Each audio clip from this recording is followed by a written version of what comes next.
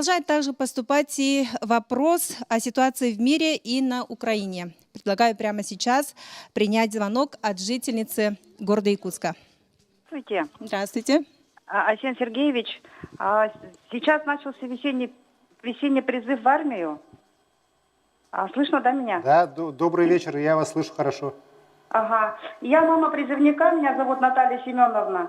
И мой ребенок хочет идти служить, а я боюсь, что его отправят на Украину. Скажите, пожалуйста, солдат-срочников отправляют на Украину? Думаю, что все матери сейчас волнуются. Спасибо большое. Спасибо большое за вопрос, Наталья Семеновна. На самом деле злободневный вопрос. Мне люди тоже обращаются, пишут на эту тему, родители призывников. Здесь я хочу точно сказать, что согласно решению президента страны, и об этом неоднократно заявляло и Министерство обороны Российской Федерации, солдаты срочной службы не направляются в зону специальной войсковой операции. В самом начале, помните, там был момент, когда пострадали срочники, но, насколько я знаю, было очень серьезное разбирательство, и виновные все наказаны. Вот. Что касается сейчас ситуации, то вот по якутянам мы по всем ситуацию мониторим. Срочники у нас в зоне специальной военной операции не находятся. Володя, Теодоров. Кенвал срочник этонна. Ол кенгевлана кандык туурак таккалик срочниктары ыларын туһунан онондук жетүбән калбыттыр кинлери тохта. Келине терапитеде олох тугуда наманы дә тама командирдар билмәмәктер бу срочниктары тохта бирке окунны җиптерин ден буллады. Володя окул бутым вообще. Сойбут. Сетела калеллер оголор. Антон мен ие быгытнан солой огону төрөттөм. Олехин часть дела кордир береме туспадыын каберен туспа анна туспа үле ытыллар бит. Антон мен бирин огом чагын эме көрдүбүн.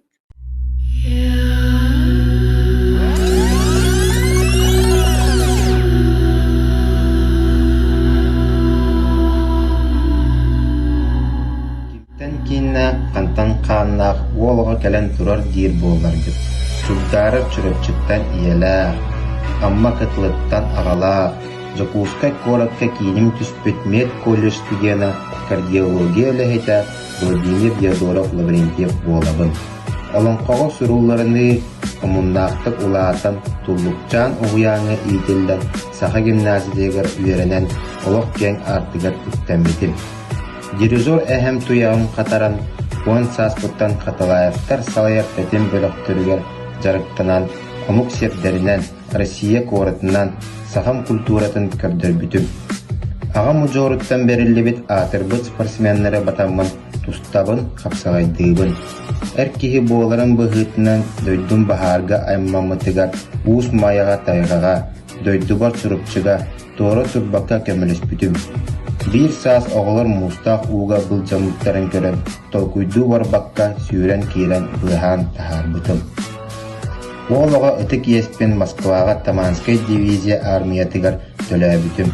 Ukraynaga anal jayı sağlanan mexanik водитель T-72 tankının sılcı bıtım. Sürbə 2 mərədə oğlar bu oluqqa əlbəğa gördüm. Kihi kihinen olurur, kihi kihine bığır, kihi kiheға olğa bıraktıyır. Kihi-kihini ikkis tığındır. Törüppetlerim üyetiylerinden sahalı serbin süterbakka, doyduvar taptalbın ıhıptıvakka, erelləxtik olaq ustun qamabın. Barıgıtıgar jolu bağarabın.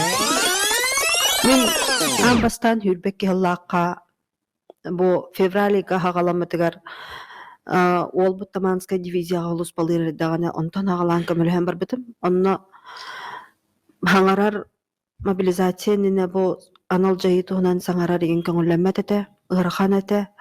Нахал баг медицинская көмәне Ольга Валерьевна Балапкина көмөлөһөн.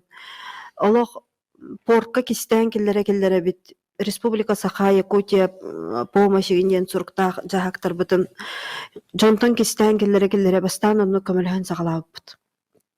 Ким даганы билбетинен көрбөтүнен онну кынамыт сахаголорун карысты хатан эти Ашукина, Кантемировская, Таманская дивизияга холуспалы хыджар эдеркен 10 19 сүрбе хаста гоголору онну карысты хатан арахна үлени ыпыпыт.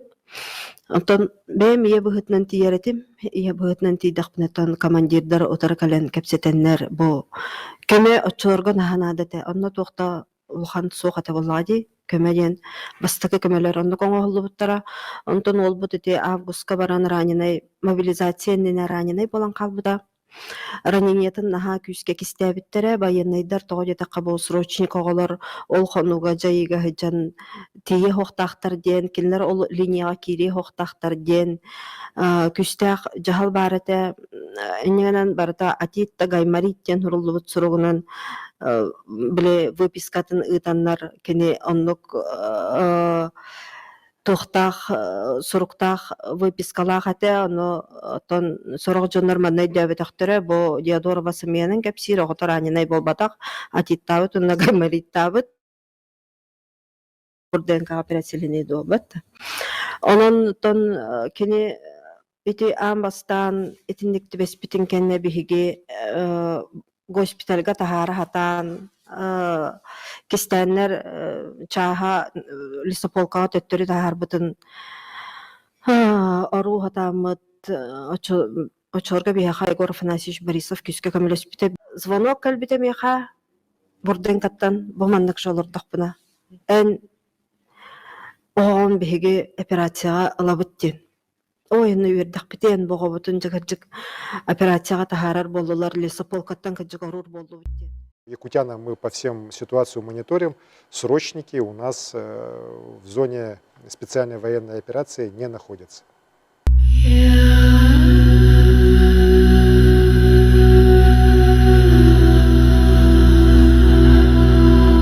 16 апреля бихикинне Мариупольга көрсөбүт, 17 апреля төттүрү военный жайдыгар барар и 18 апреля хассар далды часка үс танковый минага астен сох болар.